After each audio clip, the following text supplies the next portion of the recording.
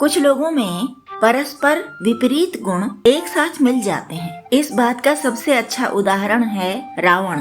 एक ओर तो वह महाज्ञानी था और दूसरी ओर महाअभिमानी। कहते हैं ना कि जिस पेड़ पर जितने फल लदे रहते हैं उसकी शाखाएं उतनी ही अधिक नीचे झुकी होती हैं।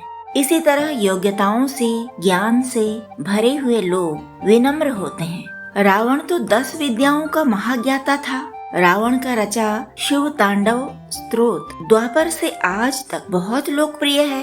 तंत्र मंत्र और ज्योतिष को बहुत सारी देन है रावण की। भक्ति साधना, ज्योतिष, तंत्र मंत्र, संगीत, विज्ञान, योग, शस्त्र विद्या, युद्ध कला सभी में तो ऊंचाइयां पाई थी रावण ने। 10 विद्याओं का धनी था, इसीलिए तो 10 शीश नाम पड़ गया था।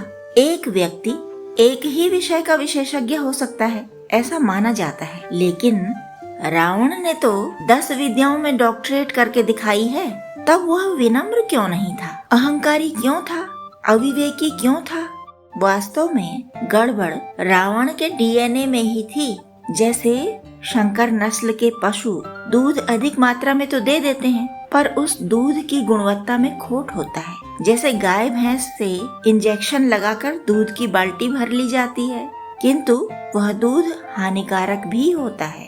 ऋषि वाल्मीकि तो राम और रावण के ही समय के थे। उन्होंने उस समय को और समय के लोगों को बेहतर समझा है और इतिहास लिखा है। वाल्मीकि रामायण में राम और रावण दोनों के ही वंश की विस्तृत जानकारी मिलती है। ऋषि पुलस्त्य के पुत्र थे महर्षि विश्रवा। रावण इन्हीं विश्रवा महर्षि का बेटा था, इसलिए ज्ञान का डीएनए था उसमें। ब्राह्मण का पुत्र था, महर्षि का बेटा था, तो राक्षस क्यों कहा जाता है? इसलिए रावण को राक्षस कहा जाता है क्योंकि उसने राक्षसी कैकसी की कोख से जन्म लिया था।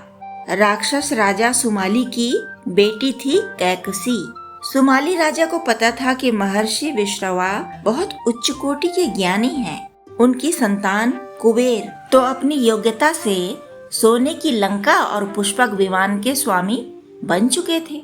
राक्षस राजा सुमाली ने अपनी पुत्री कैकसी को प्रेरित किया महर्षि विश्रवा के पास जाने के लिए और उन्हें शादी करने को पटाने के लिए।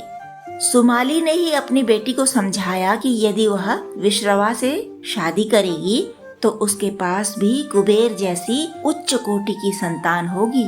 कैकसी की मेहनत रंग लाई। महर्षि विश्रवा से उसका विवाह हो गया।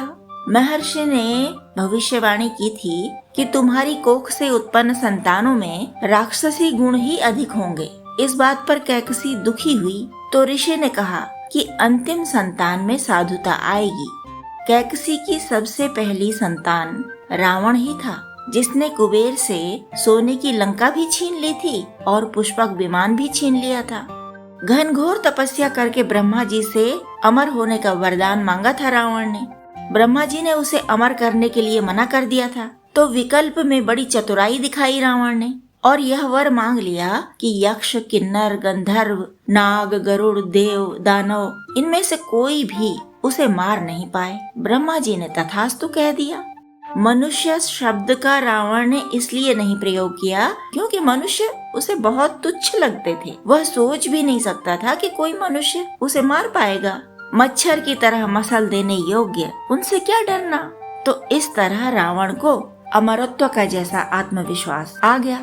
रावण ने पृथ्वी के सब राजाओं को हरा दिया था। यमलोक और पाताल लोक को भी जीत लिया था। रण कौशल और बाहुबल तो था ही उसके पास, साथ ही 100 प्रकार की मायावी विद्याएं भी तो सीखी थी उसने। वह जीतता गया और अभिमानी होता गया। राक्षस तो पहले ही निरंकुश प्रकृति के थे। रावण के राज में वे नरभक्षी भी हो गए। संतों का, ऋषियों का, योगियों का, सीधे साधे लोगों का आहार करने लगे, खा डालते थे उन्हें। शांति संदेश लेकर आए कुबेर के दूध को रावण ने 2 टुकड़े करके राक्षसों को खाने के लिए दे दिया था, जबकि दूध को हमेशा ही अवध्य कहा जाता है, यानी दूध को किसी भी तरह से मारना नहीं है, किसी भी तरह से अपमानित नहीं करना है, भले ही वह शत्रु का दूत हो। लेकिन रावण कोई नियम मानने वाला नहीं था। इस तरह लोगों का जीना मुश्किल होता रहा। अकेले कुंभकर्ण ने ही अनेक अप्सराओं को खा डाला था। जब चारों तरफ त्राही त्राही होने लगी, तब तीनों लोगों का भय दूर करने के लिए भगवान विष्णु को राम रूप में अवतार लेना पड़ा।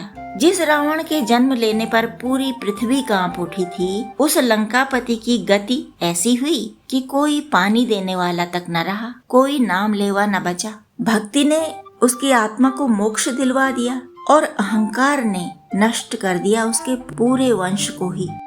तो बंधु, चलते चलते आपसे प्रार्थना है कि अभी तक सब्सक्राइब न किया हो तो कृपया कर दें, शेयर करें, लाइक करें और कमेंट करके हमें अपनी राय भी बताते रहें। हमारे और आपके बीच यही स्नेह का सेतु है बंधु।